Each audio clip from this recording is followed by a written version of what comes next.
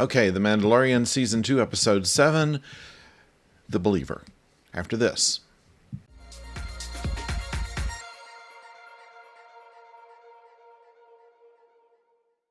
Hello out there, I'm the oldest nerd. In this episode of The Mandalorian, this is an interesting philosophical argument that's put forth. You don't see that much in Star Wars, honestly. It's a lot of action, and there certainly is here.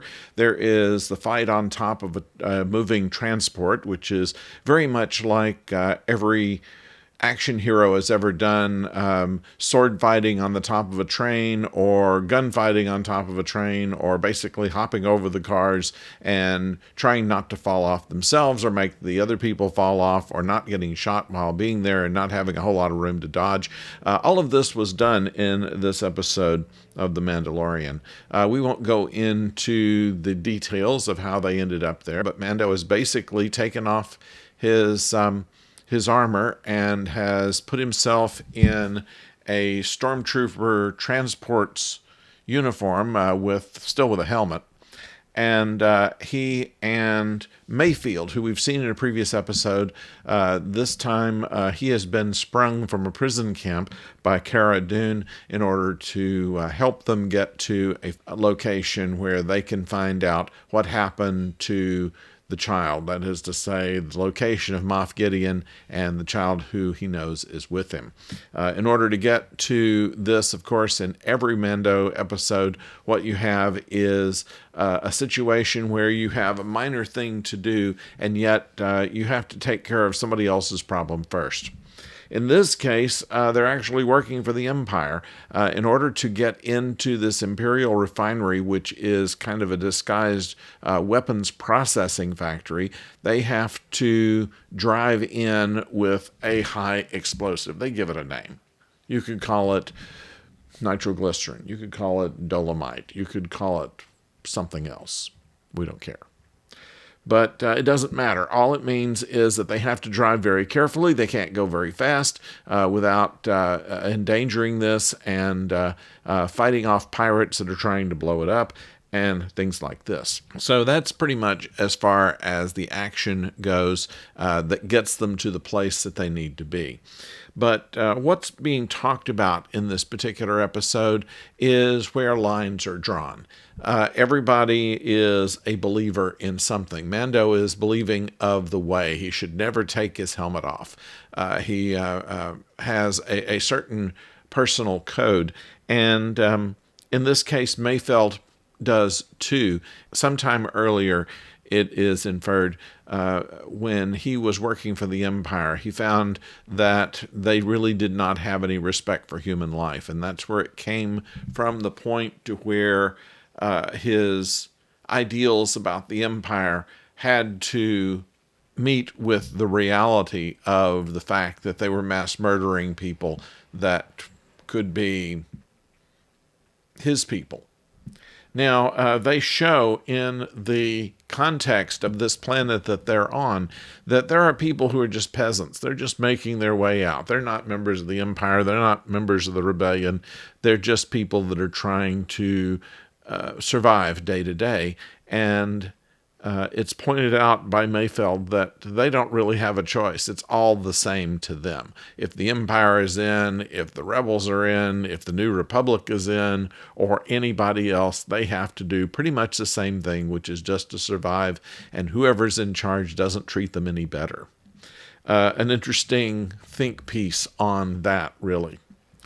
And as they get into the plant, in order for Mando to be able to get to this computer that they've led him to, his face has to be scanned before the computer will allow him to break in. And so he takes off his helmet in the view of Imperial officers and, of course, Mayfeld himself.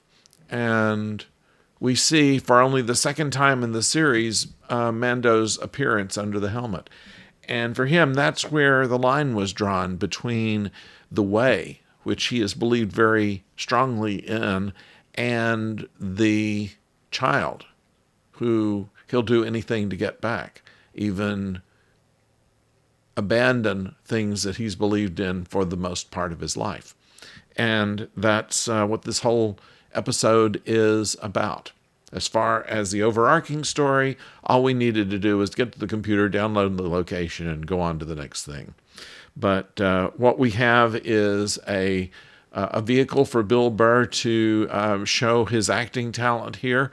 He has most of the dialogue. He has the entirety of the questions that are made are by him, and it's very well done. Everybody else, even the Mandalorian, is kind of a secondary character here.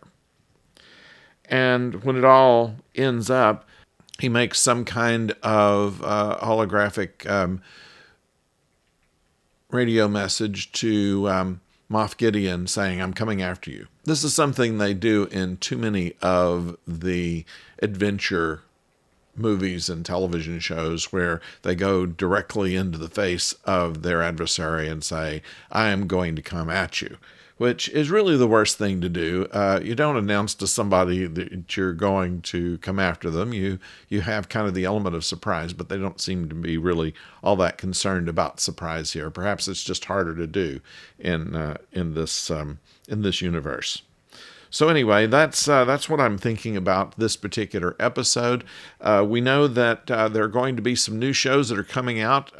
Disney Plus just had their big reveal to the press, and they're going to come up with like 100 new shows, and many of them are Star Wars based, including The High Republic, which is going to be the next one out, which will be in January, which is going to be a prequel story to the first.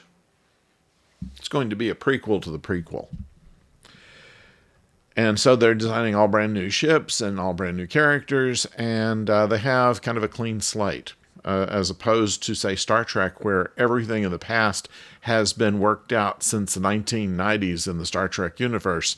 In the Star Wars universe, it's going forward that's difficult, where we know who's related to who going forward, but going back, we're not quite sure what you would do before the origin story of the Skywalkers.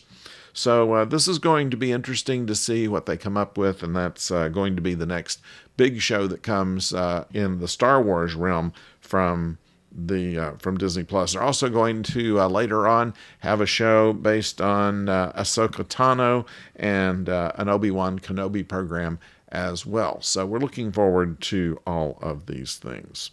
I'd like to know what you think. Please put it down in the comments, and also subscribe if you haven't done so. Ring the bell so we know when the next video is coming your way.